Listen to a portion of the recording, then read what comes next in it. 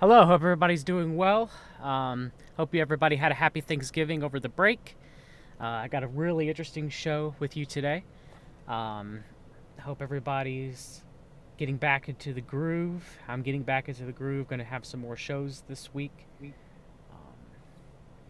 but anyway, here with me I have LB Bork from the Pack Alliance. Jimmy Jean, shout out to Jimmy for helping me set it up. How you doing this morning, Mr. Bork? Oh, fairly well. Got up early. Usually don't do that, but I'm getting through that. Good. Jimmy, Gene, turned me on to your work, and I'm very grateful, and I've been reading it, the information that you've put up on packinlaw.us and the many PDFs that you've put out there. So why don't you tell us a little bit about how you got into this work, why you got into this work, and what your work's about, sir? Well, that's a long, long road. Back when I was a kid, I always thought there was something wrong, but I really, shelved it until I was in my 30s, in the 90s. I never voted before, paid little attention to the government.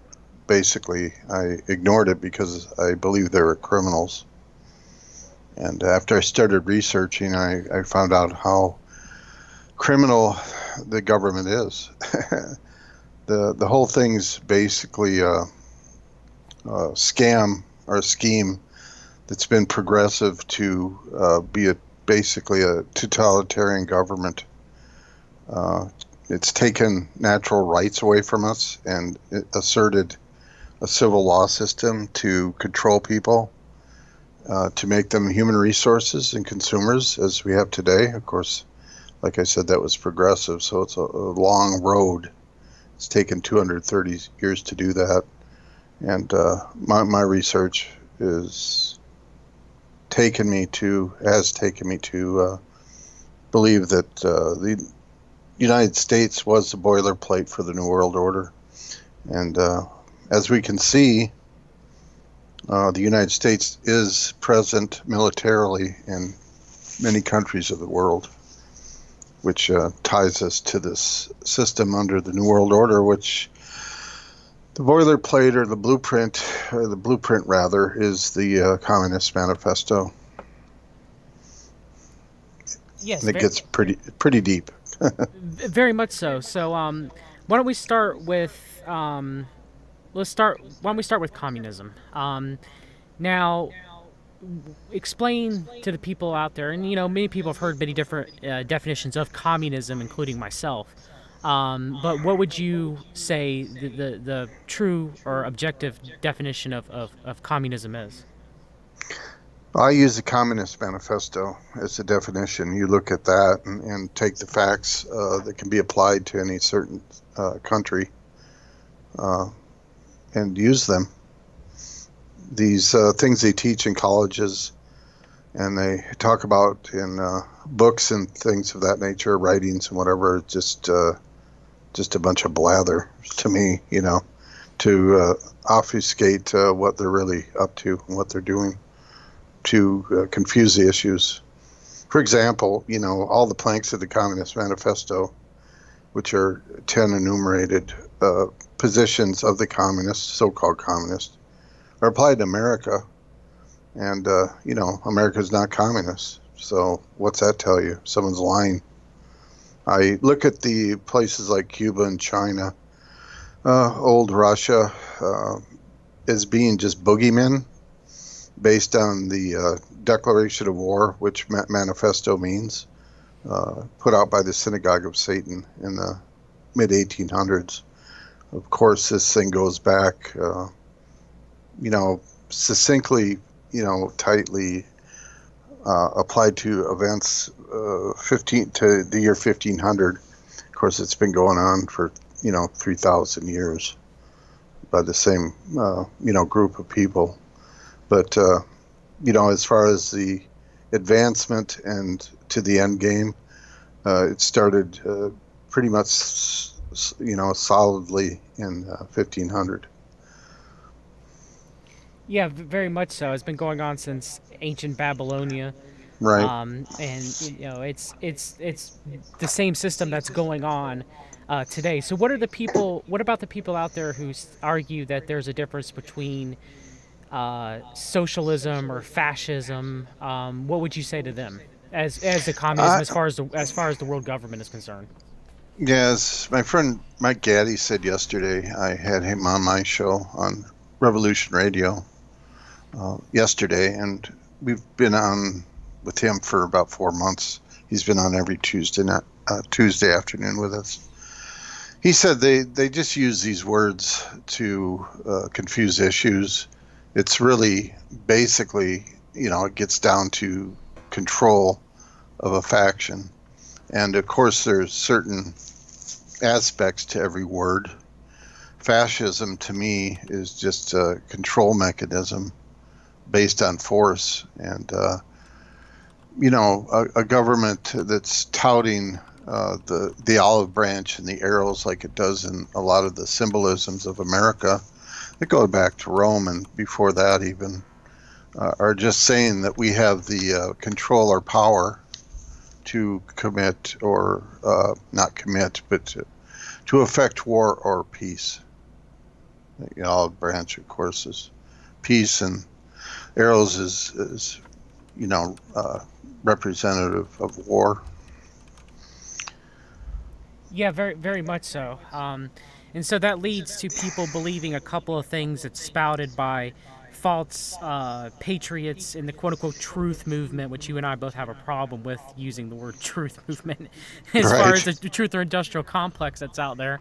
But Alex Jones will talk about the founding fathers and the Constitution and the Bill of Rights and 1776 will commence again, where you and I all both know and well aware of that the founding fathers, everybody will claim Judeo-Christian values and that's what this country was founded on, but instead it's founded on Masonry and Illuminism, and majority of the founding fathers were that. If not all of them. And so just the basis, this is, like you said, this has been a Illuminati, Sabbatean, whatever you want to call it. The United States was their shining city of the hill. It was what they were going to do as kind of like their grand experiment. And that's where we are today with everything, with people bought in back with Trump into the whole right-left paradigm. I mean, the nation is divided more than ever over stuff like that really truly doesn't matter, right? They're all the same. Republican, Democrat, doesn't matter. They're all part of the world order. Right. The two-party system, the original constitutional system was predicated on the Federalist Party, and they were the basically authoritarians or socialist back at that time, and that was kind of the same time when socialism of France came into fashion. We talked about that yesterday, I think, didn't we? A Yeah, little yes, bit. we did. We talked about right after the American Revolution, the French Revolution happened with Robespierre, and what it led. I mean, it was just again, it was that same revolutionary spirit. Not so much as what E. Michael Jones talks about specifically being the Jews, because revolutionary spirit is seen, through many different factions, whether it's the Luminous Masonry, Right. so Zionism. It's all Bolshevikism. It's all part of this one collective world order. And it's happened many times throughout history. I mean, even some people claim that a lot of our foundation of the Bill of Rights and the Constitution had a dry run initially within Switzerland. I think it was about almost 100 to 200 years beforehand. So it's almost, this is it. They gave us quote unquote freedom only to quote unquote take it away from us without and this us opting into that, and without even really giving our full consent, because most people don't know any better. And so most people go to the polls and they're thinking that they're voting, they're casting their ballot. Let's take the last election, for example, versus Hillary Clinton and Donald Trump. Now, granted, I voted for Trump. It was a huge mistake. I'm never voting again. I hadn't voted since 2008 when I voted for, funny enough, John McCain. Um, Oh, but geez. yeah, I was used to be a neoconservative. I've talked about it many times. I greatly regret it now. Um, Well, it's great. It's good you admit it. These terminologies are just suck-in terms to get you into their camps. The whole concept of Republican Democrat. I was getting into that, but I didn't mean to interrupt you. I no, took no, us down a different rabbit trail. No, Mr. Bork, you're right though. I mean, so let's talk about that. Let's talk about how, in your paper, your Marxism, you're 100% right. Progressive or liberals are actually Marxists, but so are the conservatives. Even though everybody thinks the conservatives fought against communism, so-called anti-communist league, the Council for National Policy, the John Birch Society, rounding up those Reds. It was just another side of the world order, but they were still lockstep at the top. You know what I mean? And that's why Right. the Council for National Policy and think tanks like that have both Zionists and anti-Zionists in there, because you have to have that duality that you see in Masonry represent itself. Like, you would always think, well, why would these two people should be antithesis to each other if they're really true in their beliefs? But they're not. They're all working for a common goal, which is the New World Order. Right.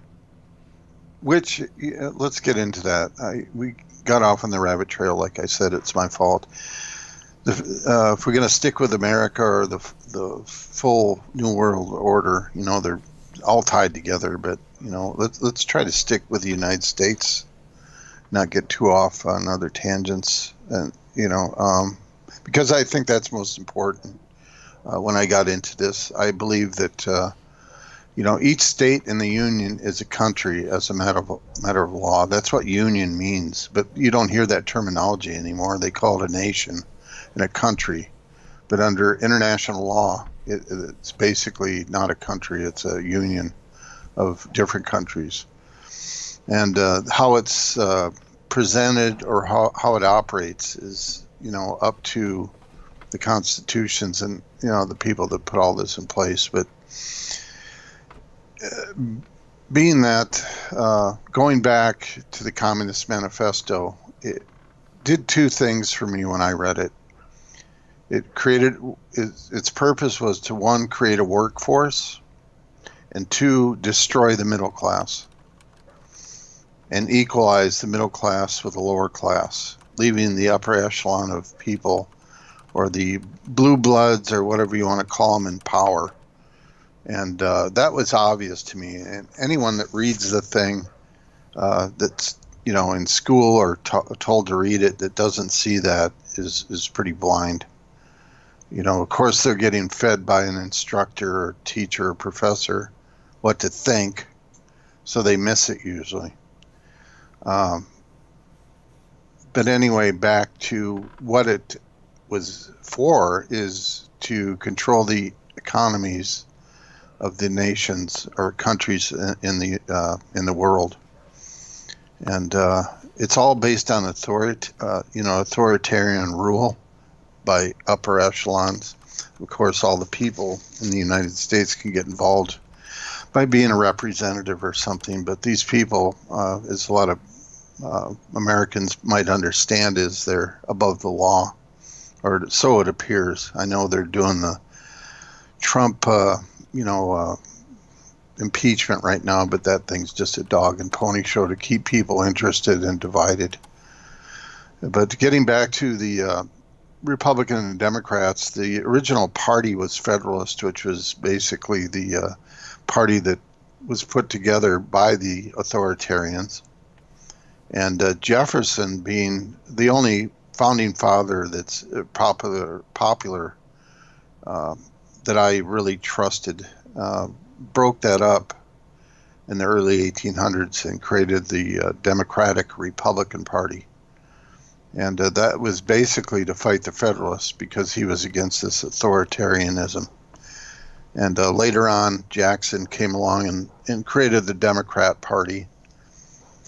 And then about, I think it was 1854, they were called the Radical Republicans, which Lincoln was a Republican. And this was the formation of the Communist Party, actually.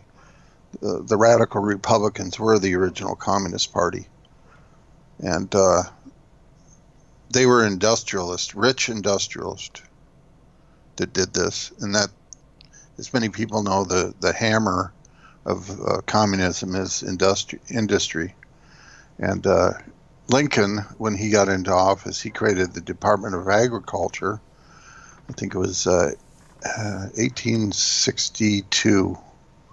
And that represents the sickle of communism. And all this comes from Germany, the German area, the Ashkenazis.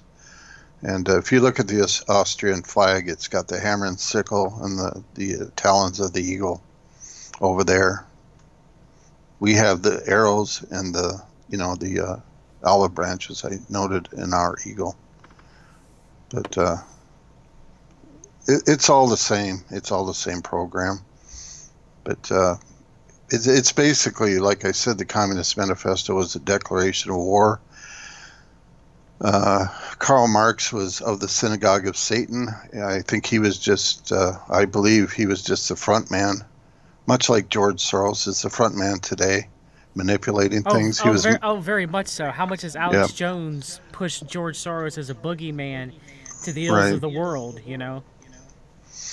So anyway, it's very deep, and if you start connecting the dots, you can figure it out a lot easier.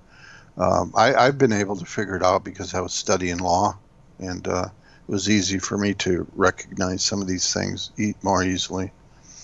So and some people were dabbling in it in the 1990s, but they really didn't go into the details of where it connected to the United States law system like I did. So what about Trump going around saying now that America will never be a socialist nation? That's just hogwash to the conservatives, right? Because it's been a socialist nation. Yes, it's total hogwash. The guy's a liar, in that respect. Yeah, but he goes around and says it all, and we'll never be a socialist nation, and I'm like, yeah, okay, when have the people have ever had power?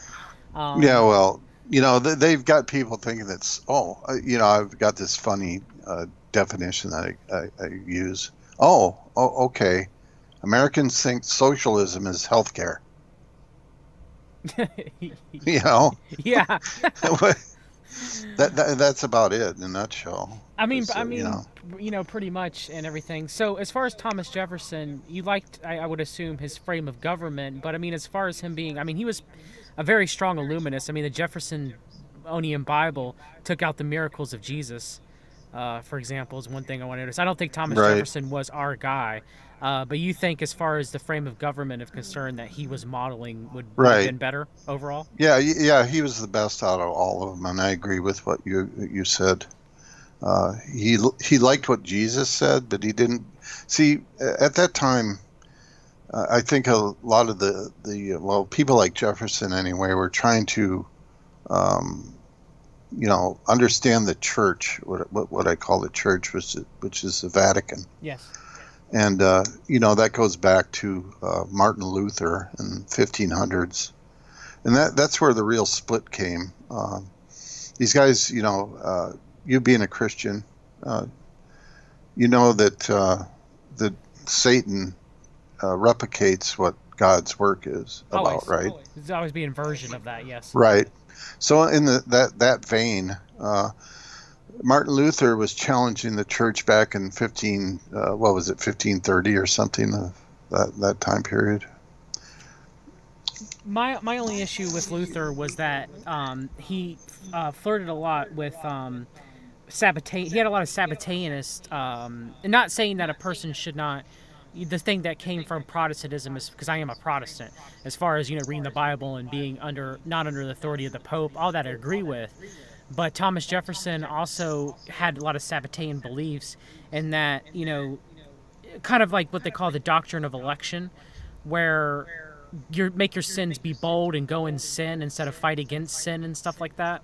So I do have some issues with Martin Luther and of himself in that regard, because I think a lot of Sabbateanism and Illuminism influenced some of his writings.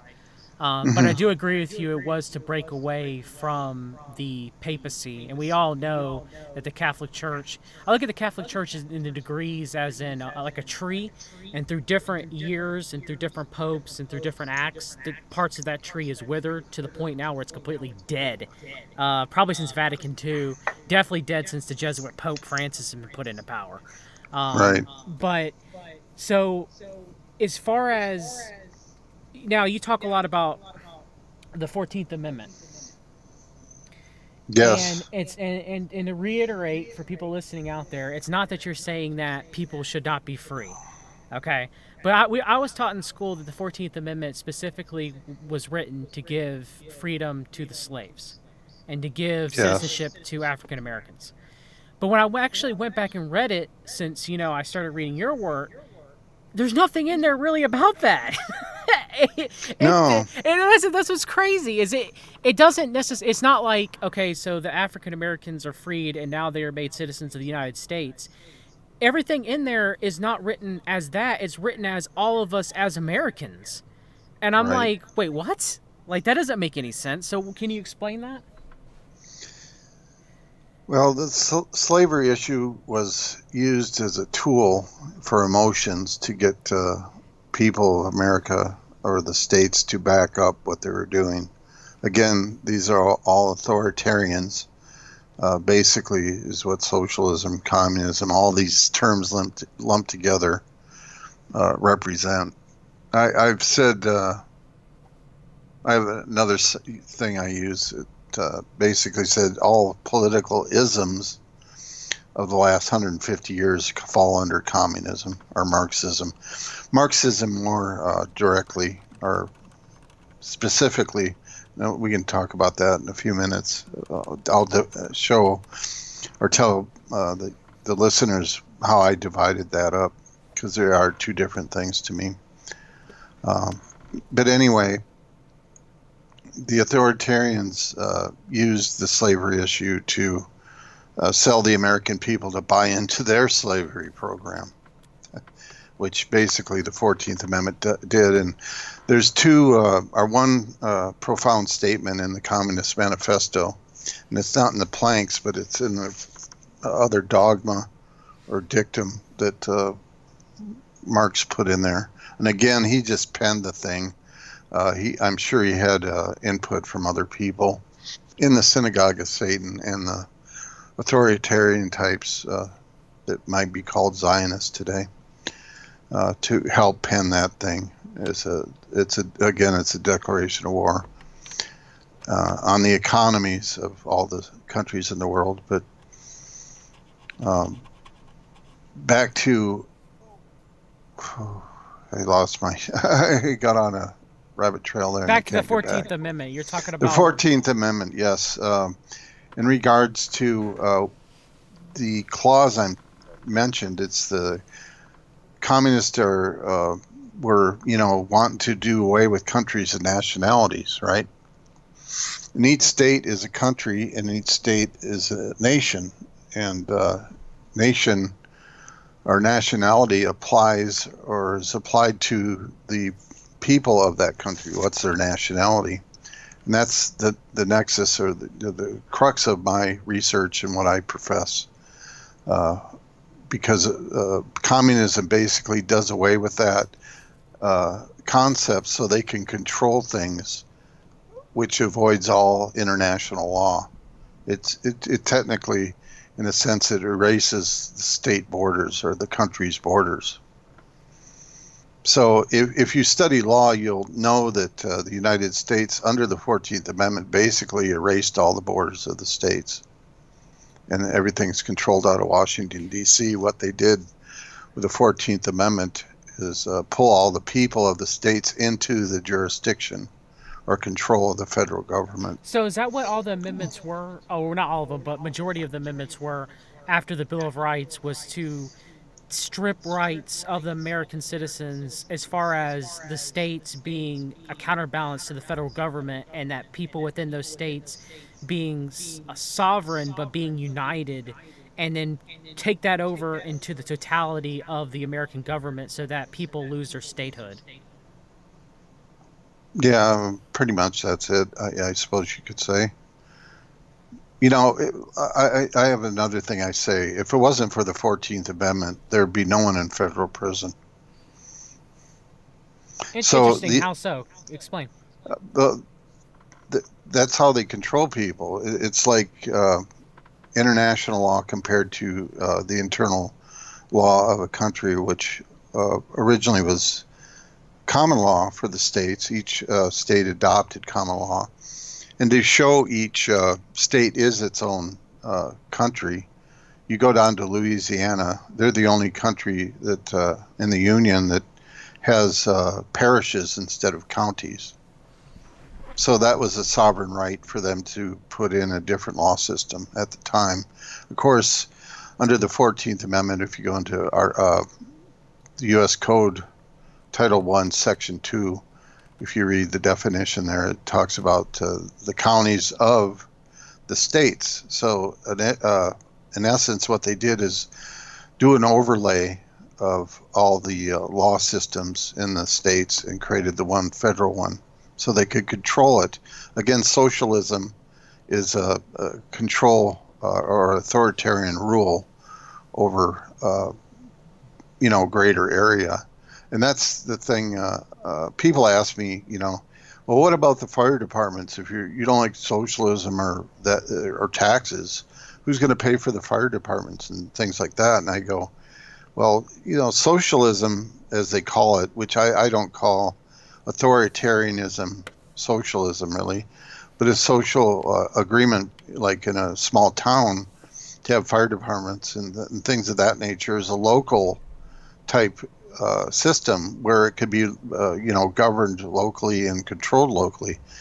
The difference between totalitarianism or the communism that is under, the world system, the dictatorial world system, is centralized, and that's what I'm getting at with the 14th Amendment.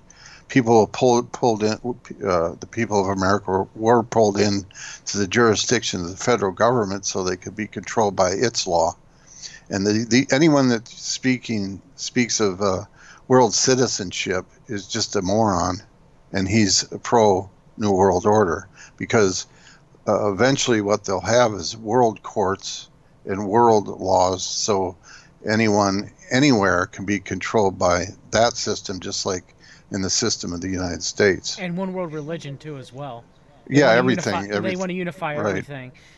So Yes. as far as everything that you're talking about, the grand scheme of things, you talk a lot about it being a crime to vote because of the Yes. 14th Amendment. Can you talk about that?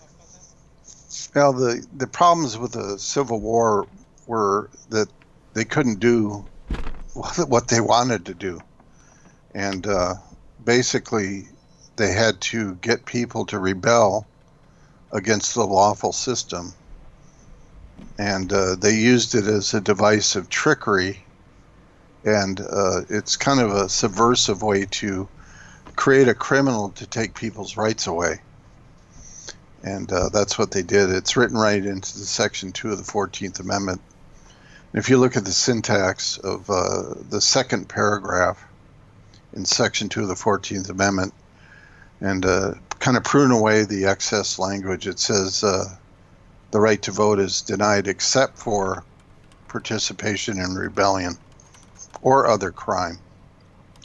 And you have to understand the syntax and the mechanics of what they did there. It's a duality, is what it's doing there. There's two reasons you can't vote. You can't vote except for participating in the communist rebellion. Of course, they don't talk about communism in the 14th Amendment, but that's ultimately what it is. The political aspect of it. Rebellion in there, which I found very interesting. Like, why? If you're giving freedom and rights to designate people as citizens, and why are you going to specifically talk? I mean, wasn't that what the American Revolution was in the beginning, as a rebellion? Isn't this country supposed to be, if there's tyrants in the dictatorship in the United States government, either Congress or the president, aren't we supposed to rise up? I mean, wasn't that what this country was supposedly, in quotation marks, supposed to be founded on? Right. Yeah, and even I think it was Jefferson that said uh, you should have a rebellion every 10 or 20 years to refresh, everything that's been done. So yes, you're right. That's one of the mottos or standing platforms that the American system was founded on.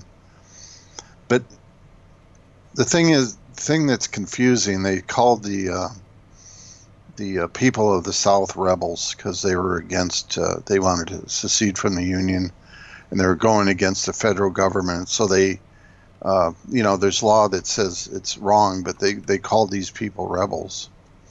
So between what they tried to call these people of the South, and what the law is, or it kind of creates a confusion. So they use that confusion to in the 14th Amendment, or with the 14th Amendment, because when people see rebellion, if they studied anything or were told by professors that the people of the South were called rebels, they would automatically think, well, this language in the 14th Amendment deals with those rebels, but it doesn't. If you look at the context and the syntax and what's used there, there's two different things. And the language is different. And you have to understand grammar and the rules of grammar to even see it. They used rebels or rebellion in the Reconstruction Acts, which were acts that were asserted against the Southerners by Congress, and they said the rebellion in those acts, but in the 14th Amendment it says in rebellion, and so one is more of a future tense compared to an actual act. Do you follow me in that logic? Yes, I do, Mr. Bork. Yes. I understand what you're saying, and one thing I want to circle back real quick is that you and I are not against like local giving, like charities, Christian No. organizations, people helping out locally. Like you talk about a fire department, that would be a local act within a local group within a town, funded by the town to help provide a civil service. None of that's an issue here. It's when you get it from the top, when it's mandated from the world order down. That's when it becomes a problem. Right. And it's all to control people and steal from them, enslave them in a sense. Yes, very much so. So it seems that through the 14th Amendment and other amendments after the Bill of Rights, more control seemed like it was given to us. For example, us being able to directly elect state senators. That's a sham because we don't. They put I'm not state senators, should I say, governors. They put who they want in power, no matter, especially, do you people out there really honestly think that the governor of New York, for example, is not put in by the establishment, as powerful as that state is? So it's just very interesting about how ever since then it was like they gave us our rights through the Bill of Rights and through the Constitution, and ever since then it's been okay. So how much can we take? It's almost like turning up the temperature very slowly to boil a frog.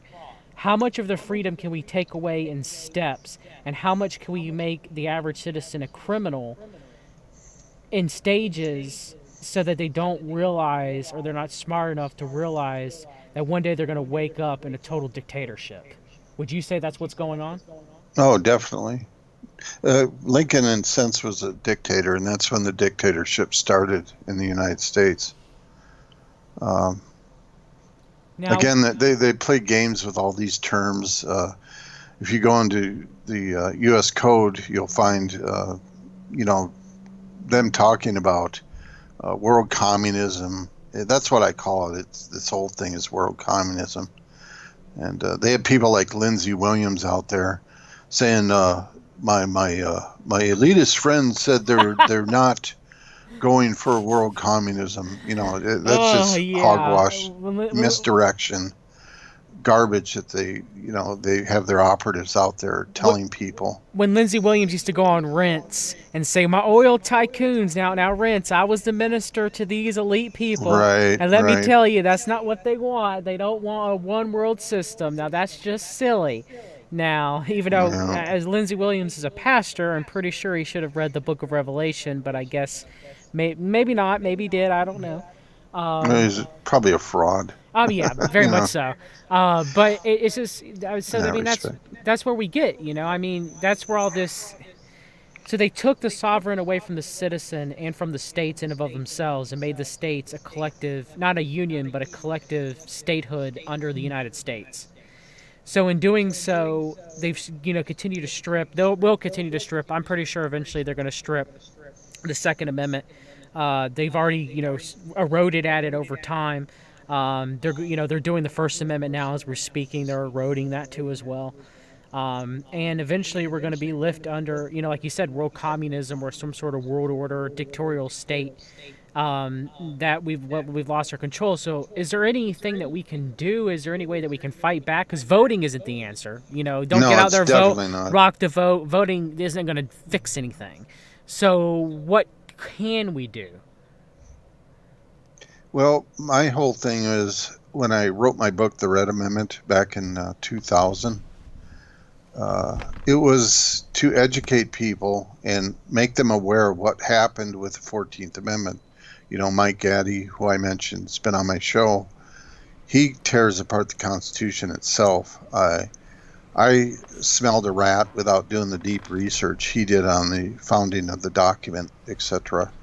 But I knew with the 14th Amendment, there's a definite place of remedy without within the system, you might say, without going in picking up guns, and shooting. And if you look at the PAC mission statement, it stands for People's Awareness Coalition document. And by the way, I want to steal the acronym PAC away from political action committees.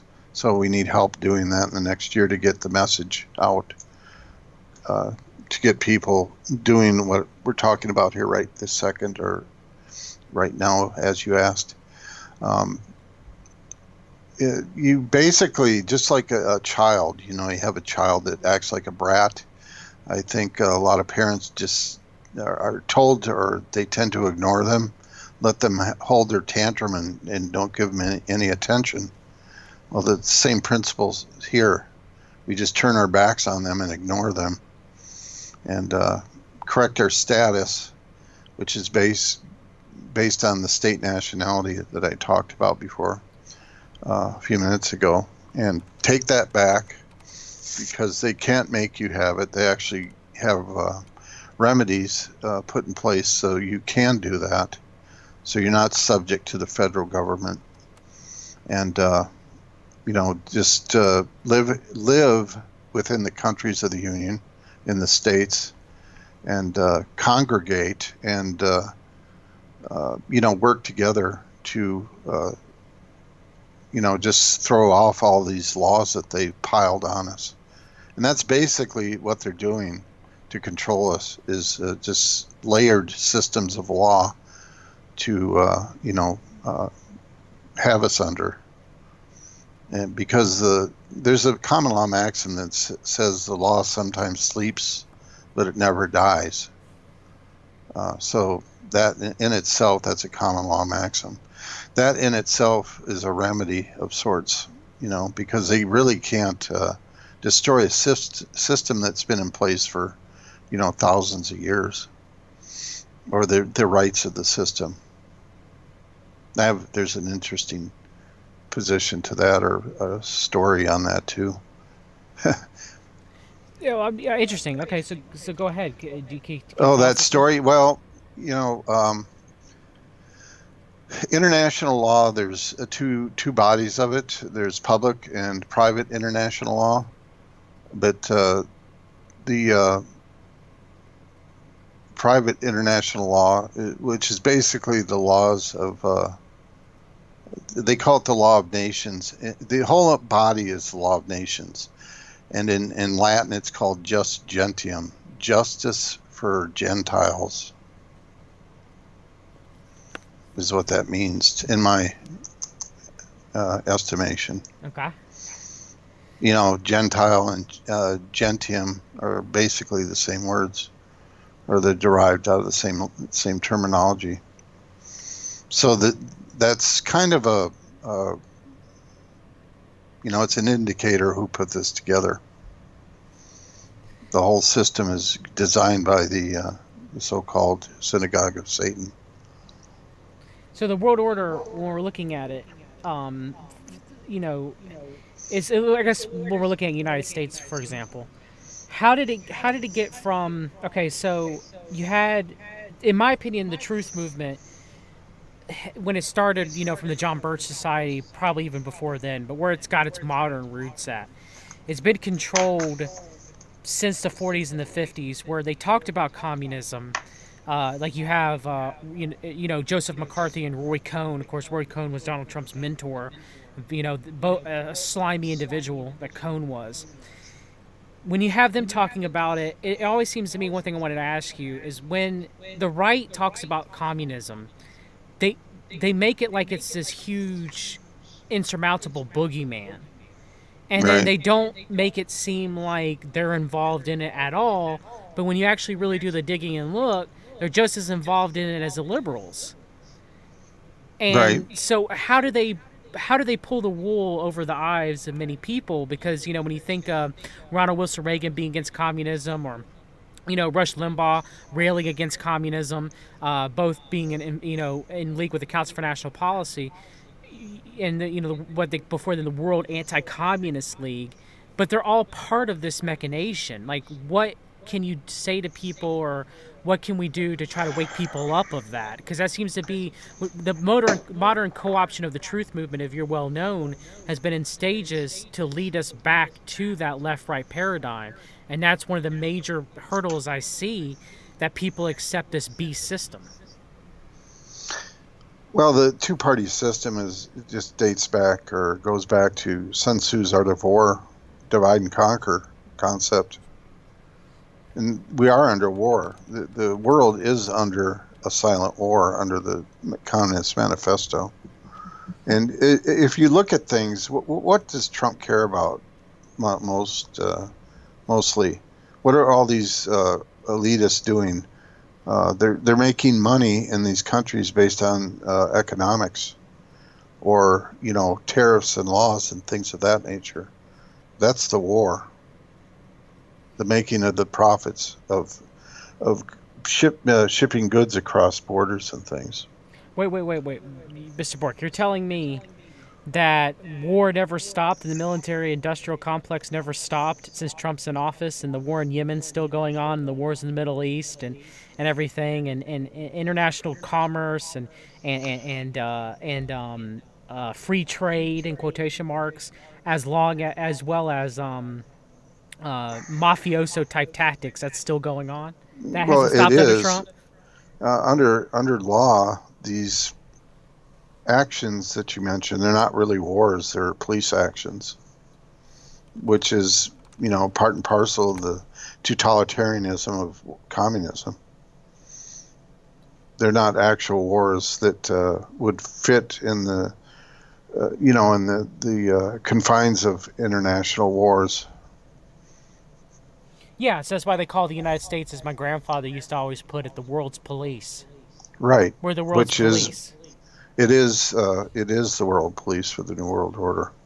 All these things they're doing in these countries are not there to allow peace or so-called democracy. Well, I take that back.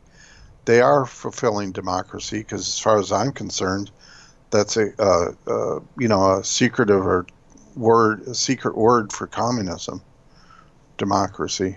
If they're Compared installing to a republic. democracy, Compared to a republic, right, right? right. All countries are republics, and it gets down to the what a republic is. It's basically the people of a territory or land without a form of government. they're basically able to act under natural law, which is the way they would dictate without any kind of governmental system. Like a lot of the tribes do in these southern in South America, for example, that are still hidden from so-called civilization. What about the people that call you a sovereign citizen, sir? Now, What would you say to that? Because for me, talking with you, I know very well that you were not a sovereign citizen in that regard, as far as the sovereign citizen movement. But go ahead, let's discuss that for a minute and what a psyop that is. yeah, it's a psyop. You're absolutely right. I don't know for a fact that.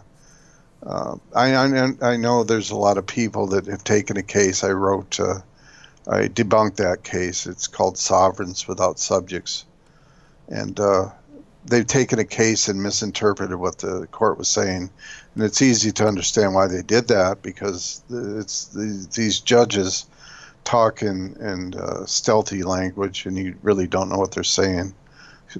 You have to know the words and the terms as they're used in the sentences, and of course how they apply to law. But people individually are not sovereign. That's a misnomer, or just wrong. In under God, I suppose we could be considered that to a point. But if you don't have a man and a woman, for example, or a society that is attached to that, you don't have anything. The creation stops, right? God's creation. So the ultimate sovereign is God, and that's natural law. That comes from nature. That's just a natural fact. Then in man's law, you have sovereigns, which are kings and queens, for example, and the bodies of peoples called nations under their system. Again, that goes back to the law of nations.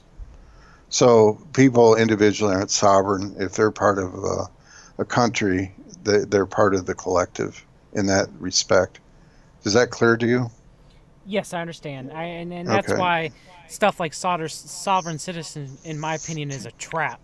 It Because is. all it is just for a way to literally throw people in jail, using their ignorance of the law. Because they, whether or not they realize, even if they try to opt out of the beast system in its current form, we're part of it. And Right. they will, the neck, the boot will be put on the neck, as they say. And that's why a lot of sovereign citizens end up being jailed. Yeah. And so what do you say to the people, like the Alex Jones out there, that say that we have to keep the current system as it is, and we just need to tweak a few things, or cut a little bit out of, or get rid of the deep state, throw Hillary Clinton in jail, of course not admitting that Trump's also part of the deep state, because it's that one side versus the other bull crap. But what would you say to those people where, we got to keep the system as it is? We just have to tweak a few things, or cut a few things, or arrest the bad guys and throw them in jail. What do you say to those people, Mr. Bork? Now, I call those people maintainers. They're here to maintain the system with deception. And that's basically what Jones is about, for example. And it needs to be rebuilt. And as the Federalists established the original Constitution, they pretty much cut out the commoners from having any say in the way things are done by authoritarian rule, like we've talked about this hour. People have to get educated in law so they can't be jerked around. I myself, under this system, would never be referred to as a citizen, because that also is a trap. It's basically to get you under the confines of civil law. The original law systems, the strict law of the states, except for Louisiana, was the common law. And it's a real strict law system. This civil law system, which is basically combined with civilization, all this stuff is under the, aspects of Roman law. It goes back to that time period. They've adopted a lot of the, the same rules and things. It's all a trap, and under a system, if it was established right, because I think the system itself isn't that bad. It's a good control system. The Indians had their own system. They had chiefs as their heads, and the medicine men and the underlings under their system. So as complex as things are today, you kind of have to have a complex system.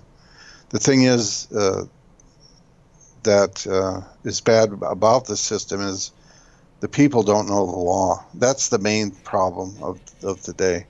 The main people don't know, or the people don't know the law. That's the problem, and the way they've manipulated everything is also bad, and that's the whole purpose of it being so convoluted and complex, is so they can control people under the slave status they actually gave them under the 14th Amendment.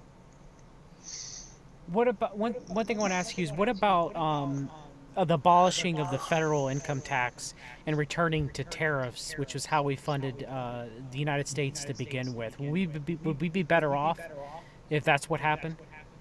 Oh, Or do you? that's exactly. I don't know if I talked to you about No, that, no, but well, we never talked about that. That's why I want to bring it up because me and my friends, we always have debates about that, and we feel like that's probably the best course of action.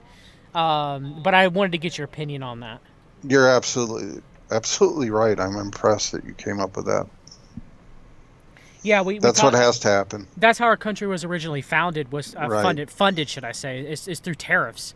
And then now Trump wants to do both. He wants to enact tariffs, but not abolish the income tax. So now we're getting double tax. I mean, we're getting more than double tax in a lot of ways, but now the prices of goods are going up, and you're still getting taxed through the federal income tax.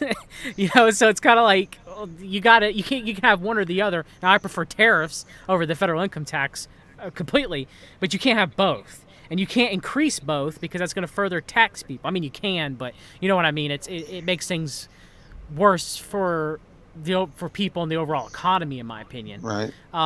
So that's why I think a lot of Trump's quote unquote economy now, which I also want to get your opinion on, I think a lot of it's being propped up by the world order to make it look like we're getting more jobs and we're bringing industry back and everything, and in reality, it's another bubble. Yeah. What I say about that, it's the ebb and flow of the NWO. They just keep moving things around. It goes here one time, comes back. They're just messing around.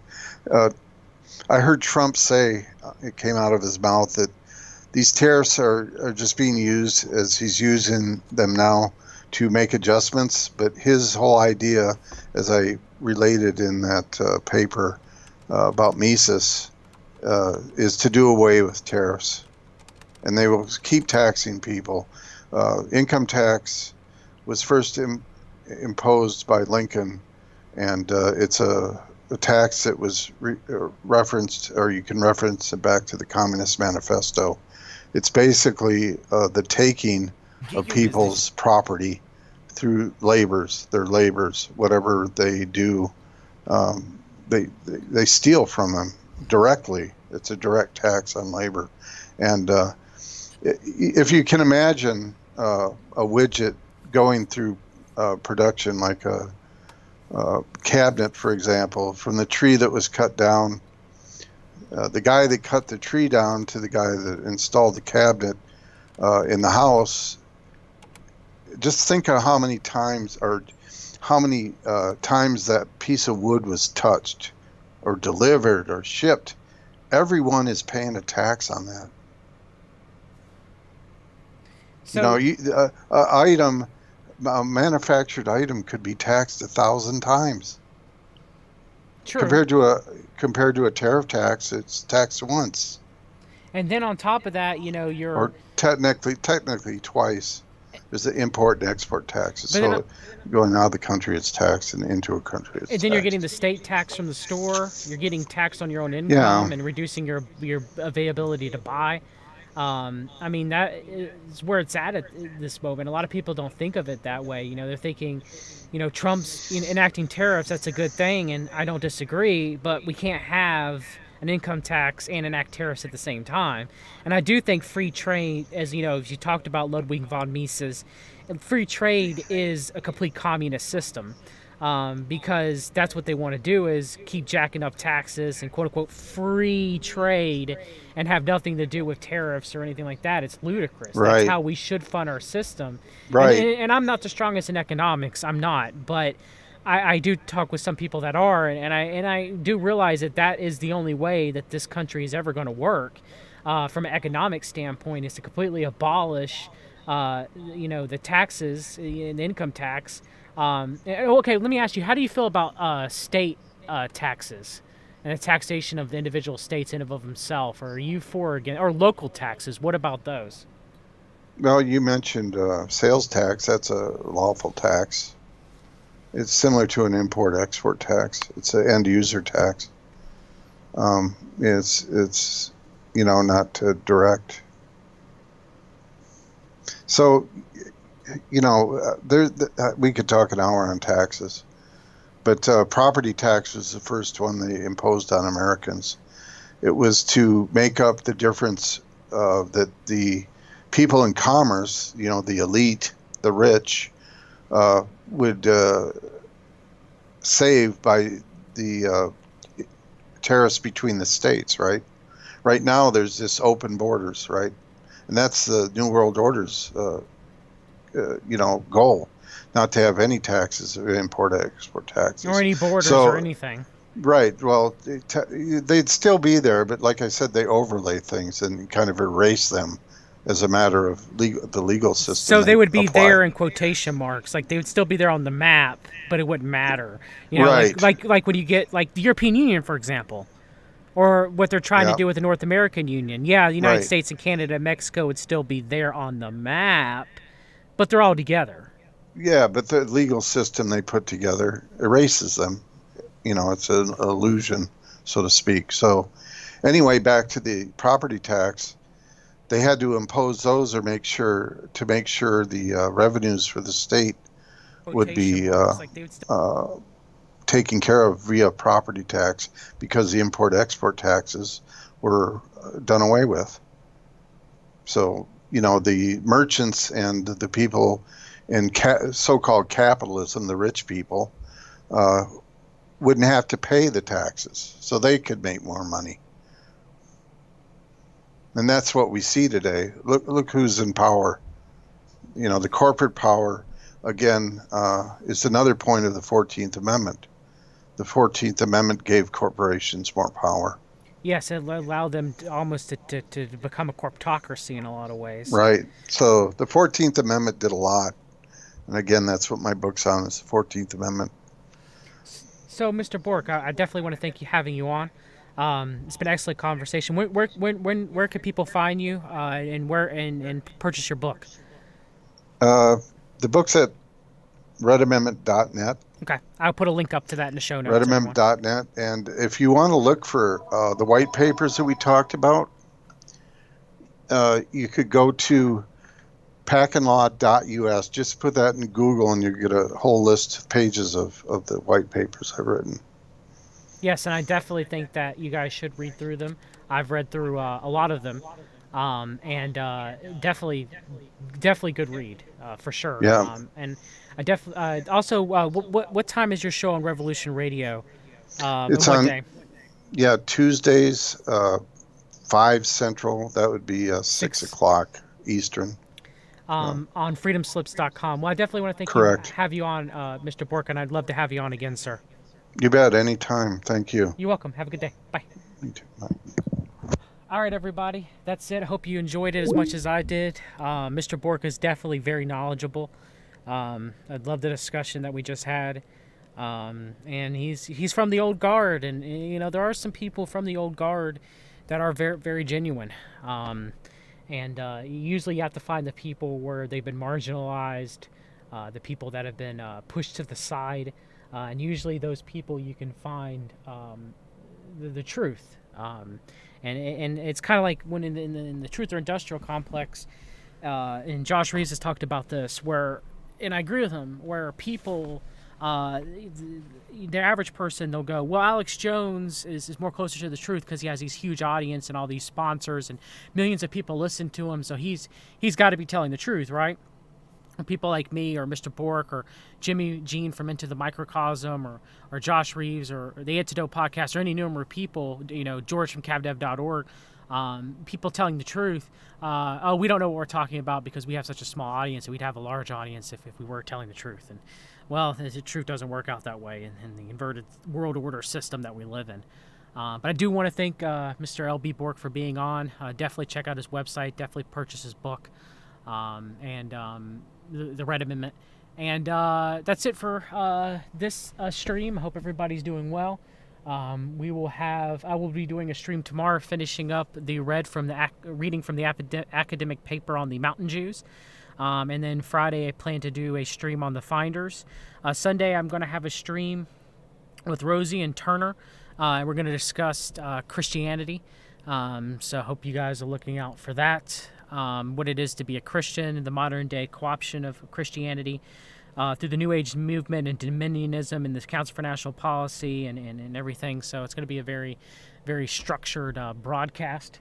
But that's it. I hope everybody's doing well.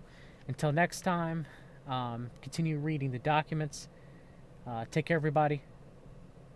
God bless you.